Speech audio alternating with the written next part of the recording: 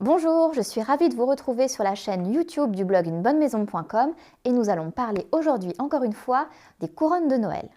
Alors nous allons réaliser une couronne sur le thème de la forêt, une couronne de Noël très rustique dans des tons un peu sombres, mais vous allez voir, on va les rehausser par quelques couleurs, des notes, des petites touches de rouge, d'orange, éventuellement de jaune. Alors c'est vrai que quand on voit cette table avec tous ces éléments, tous ces branchages, ça fait un peu peur. J'avoue que moi-même, je ne sais pas si je vais tout utiliser, mais l'idée, voilà, c'est au pire, on peut réutiliser pour d'autres petites créas de Noël, vous inquiétez pas. Et donc, on va voir ce dont on peut se servir pour se créer une très belle couronne qu'on va pouvoir accrocher sur le portail ou à la maison. Donc pour cette couronne très nature, j'ai pris des branches séchées d'une grosse branche qui était tombée à cause de la tempête. Je ne pourrais pas vous dire ce que c'est, malheureusement. Donc des branches de hêtre, on va voir si on les utilise. Ça, c'est de l'allium qui a séché. Évidemment, les branches de sapin, j'ai trouvé en jardinerie. Donc ils les vendent par lot. Donc ça, comme je vous le disais dans une autre vidéo, c'est bien pratique d'aller en jardinerie et de trouver ce type de branchage. Donc ils les vendent par plusieurs branches. Et ça m'est toujours utile, j'achète ça tous les ans. On a des cynorrhodons, donc c'est les fruits de rosier. Donc vous voyez, il y a différentes sortes. Il y a ceux-là qui sont assez allongés dans les tons rouges. Et on a également ceux-là qui sont plus ronds, assez gros dans les tons orangés, que j'aime beaucoup aussi. Il y a tout qui s'en va, mais c'est pas grave. On a les fougères qui ont séché et j'adore leur couleur. Elles ont vraiment une très belle teinte et c'est parfait aussi si vous voulez faire des couronnes d'automne.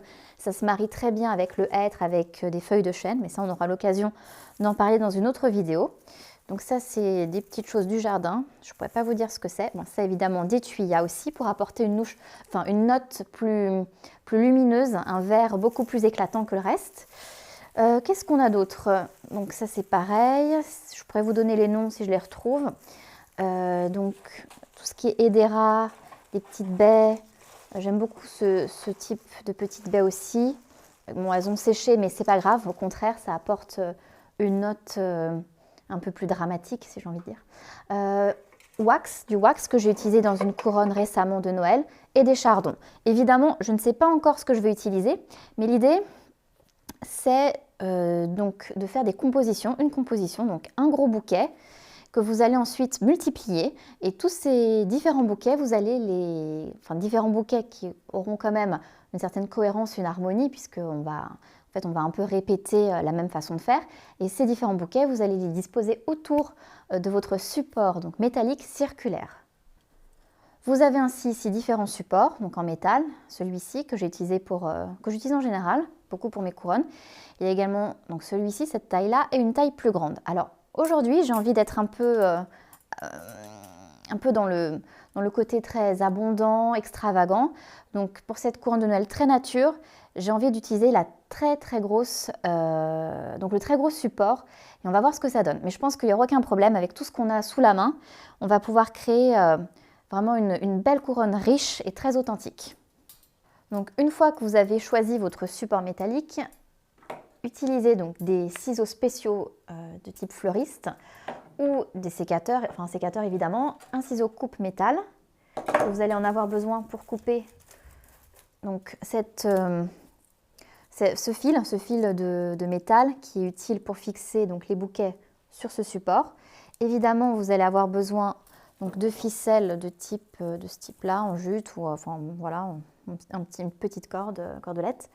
Bien pratique pour attacher les bouquets.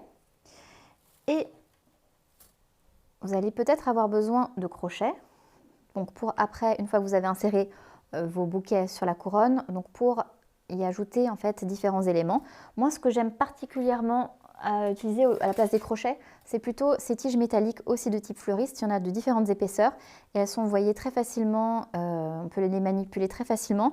On peut donc insérer une pomme de pin, on peut donc justement piquer les écorces d'orange, c'est vraiment très facile, donc à travers, et les écorces d'orange, vous pouvez en mettre plusieurs par exemple, vous voyez, comme ça, et après vous les piquez et vous les insérez dans votre couronne à la verticale. Donc voilà, je pense qu'on a tout. On va pouvoir commencer à s'y mettre. Je vais faire un peu de place et on va commencer à faire notre premier gros bouquet. Alors, je suis en train de me faire de la place et j'ai oublié de vous mentionner donc d'utiliser des branches nues comme ça qu'on insérera tout à la fin et qui rendent vraiment très bien, qui donnent un côté vraiment graphique à la couronne. Et aussi, donc ces fleurs séchées, il faudra que je retrouve le nom, mais vous voyez, elles ont de très jolis tons et donc on va essayer de les insérer dans la couronne. Et aussi, n'oublions pas les pommes de pin qu'on ajoutera à la fin. Il y en a de différentes sortes. Donc, celle-ci où j'ai déjà ajouté la tige métallique pour piquer à la verticale. Ça, ce sont les plus classiques, mais si vous avez envie de quelque chose d'un peu plus original, vous pouvez utiliser celles-ci qui sont plus longues et plus étroites. Donc ça, on verra tout à l'heure. Donc là, voilà, j'ai ma branche. Donc, il faudra que je choisisse une table plus large la prochaine fois parce que là, j'ai un peu de mal, je vous avoue. Donc, je coupe les petites branchettes comme ça. Donc, comme je le disais dans une autre vidéo, surtout n'ayez pas peur, tout ce qui est ici, on va le conserver, même les petites, pour faire des autres décors plus petits. Donc on essaie de jeter le moins possible. Et puis ça fait tellement plaisir aussi d'avoir ces bonnes odeurs à la maison. Enfin, ça sent le sapin, c'est vraiment très sympa. Donc là, l'idée, c'est de créer voilà, un bouquet, comme je l'ai déjà dit. Vous connaissez le principe, mais vraiment c'est une façon de faire efficace et rapide. Donc on crée des petits bouquets. Donc l'idée, c'est d'avoir un bouquet plat en dessous avec du volume au-dessus. Donc là, j'ai envie de faire une couronne assez extravagante, assez volumineuse. Donc je vais quand même mettre pas mal de matière dans chaque bouquet, un peu plus que d'habitude. Donc là, vous voyez, le fait d'avoir coupé, ça me permet de recréer en fait un dessous assez dense. Donc là, voilà, à partir de là, je pars toujours du principe que j'ai mes branches de sapin en dessous. Et à partir de là, je vais voir qu'est-ce que je rajoute. Alors, j'aime bien effectivement le thuya, que je pique un peu comme ça, parce que ça apporte une jolie note, des jolis tons verts un peu plus lumineux pour trancher. Donc hop, j'en mets 2. Puis vous les insérez comme ça. Là, j'ai des petites choses aussi qui viennent du jardin. Je coupe. Vous voyez, c'est autre chose, c'est une autre texture, c'est d'autres couleurs. Donc c'est assez joli. Peut-être mettre plus devant pour qu'on les voit mieux. Ensuite, on va mettre... Alors, en général, je prends le temps, c'est vrai que j'ai pas eu le temps de le faire, mais je prends le temps de préparer les tiges à l'avance. Ça me fait gagner beaucoup de temps. Hop.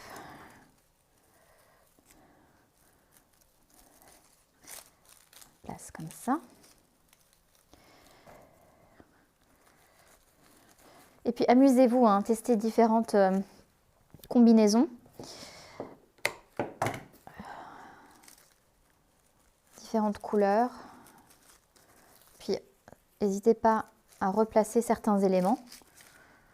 Là, par exemple, je vais mettre là pour créer aussi un volume un peu au-dessus. Là, on va ajouter... Alors, qu'est-ce qu'on a? C'est vrai que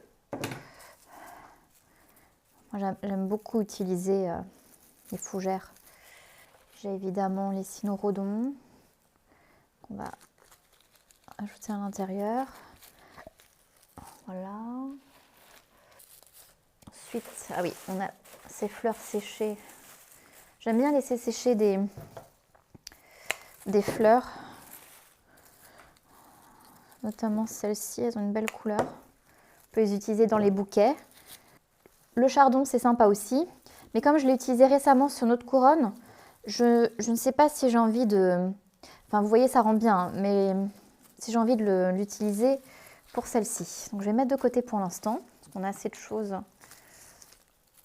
assez d'éléments dont on peut se servir déjà. Voilà, peut-être rajouter l'allium. Donc, l'idée, c'est d'avoir un bouquet. Comme ça, on peut même encore le garnir un peu plus et de le multiplier. Donc, en général, pour une couronne de taille moyenne, j'ai à peu près 8 bouquets. Là, comme elle est plus grande, je pense qu'on va partir sur peut-être 10, 12, on verra. Mais l'idée, c'est d'en faire plus qu'il n'en faut. Parce que souvent, se retrouver à court de bouquets, c'est assez embêtant. Qu'est-ce qu'on peut mettre? Ah oui, on peut mettre le branchage qui est là, qui est assez sympa. Qui apporte aussi, vous voyez, une couleur différente. Et ça, je peux le mettre tout simplement derrière. Ouais. Donc, je prends mon support et je commence à placer. Voilà. Donc oui, ça pourrait même être un petit peu plus imposant. Donc l'idée, c'est après, voilà, de faire plusieurs bouquets. Donc je vais le garnir un peu plus encore. Voilà, allez. On a notre premier bouquet. Allons-y. Maintenant, on prend une ficelle. Je les ai déjà prédécoupées et on les attache bien fort.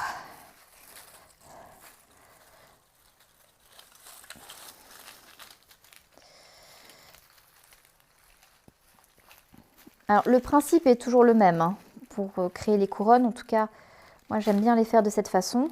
Après, c'est ce que vous allez utiliser comme élément de décor qui va vraiment faire qu'elles sont toutes différentes. Donc voilà, ça c'est un joli petit bouquet et on va le multiplier, on va en faire une dizaine. Donc ce qu'on va faire, c'est qu'on va disposer tous nos bouquets autour de cette couronne, enfin de ce support métallique.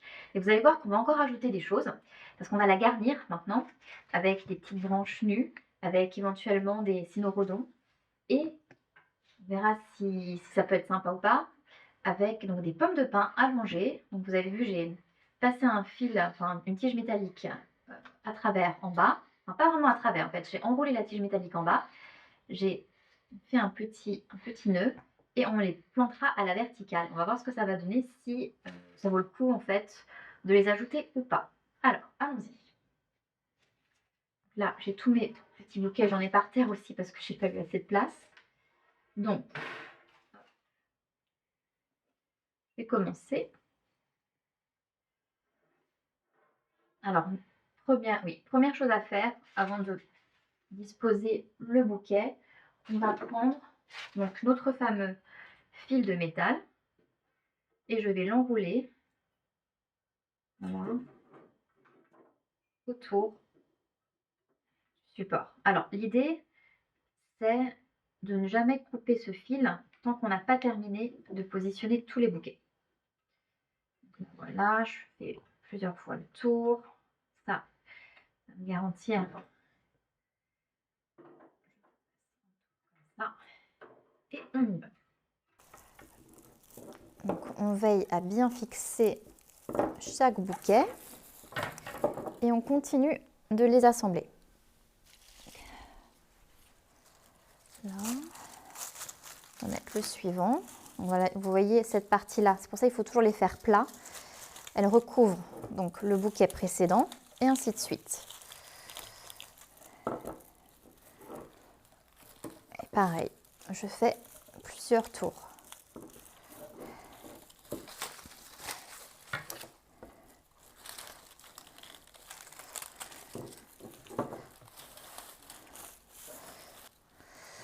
Donc voilà, celui-là il est bien ici. Et je continue d'enrouler. Donc voilà, j'ai fait exactement ce qu'il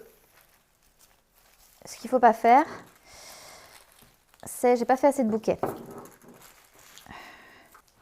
Donc voilà, j'ai vite fait réaliser le bouquet qui me manquait. Et je vais l'insérer par en dessous pour cacher les tiges.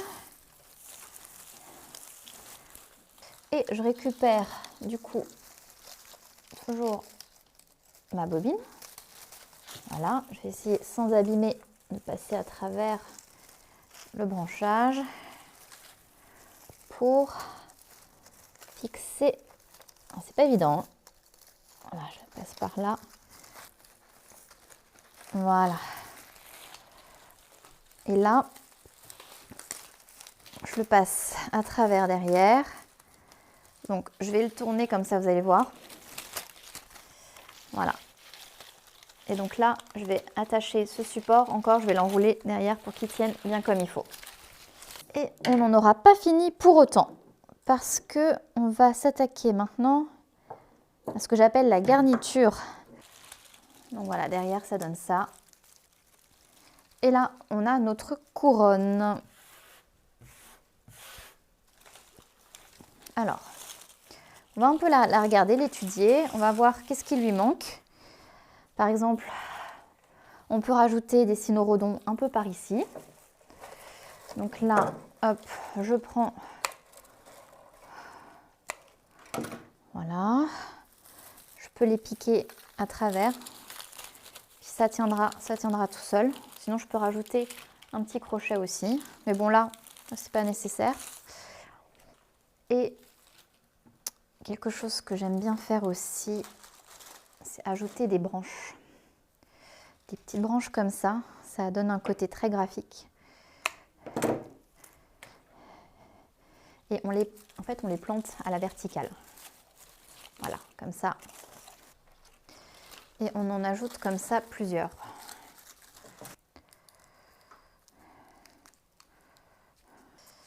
Maintenant, donc j'ai mis quelques petites branchettes un peu partout. Là, je vais voir ce que ça donne pour voir si c'est intéressant ou pas visuellement. Mais je pense que ouais, ça peut être joli. Surtout à la verticale comme ça. Attendez, j'essaye de voir. Les deux tiges métalliques doivent bien passer à travers. Voilà, et quand elles passent à travers, là derrière, hop, je tourne. Voilà, je tourne et je les aplatis. Je ne les coupe pas parce que je me resserre souvent de ces tiges métalliques. Je peux avoir besoin de longueurs différentes. Donc voilà. Hop. Et on continue. On tourne. Et on rabat. Voilà. C'est pas mal comme ça. Hop, je les redresse un petit peu. Voilà. Mais bon, ça n'a pas besoin d'être parfait. L'idée, c'est de faire quelque chose de très naturel. Bon, je pense qu'on est bon. Il suffira maintenant d'ajouter un ruban ou peut-être quelque chose en jute. Vous savez, un ruban en jute pour respecter un peu la rusticité de la couronne. Mais voilà, on a une grande couronne, très nature, très authentique, un peu dans l'esprit de la forêt. J'espère qu'elle vous plaît. Et je vais soit l'accrocher à l'intérieur de la maison, soit peut-être sur une porte, ou si vous avez une cabane, ça peut être très joli aussi d'accrocher une couronne sur une cabane, notamment si vous avez une cabane en bois. Et voilà, donc vous pouvez retrouver aussi ce tutoriel que je mettrai en ligne sur le blog unebonnemaison.com. Et je vous invite à le visiter pour si vous avez besoin d'inspiration, si vous avez besoin de conseils. J'explique vraiment par étapes comment réaliser des couronnes, que ce soit pour l'automne, que ce soit pour Noël. Et j'espère vous retrouver très bientôt pour d'autres projets Do It Yourself. À très vite!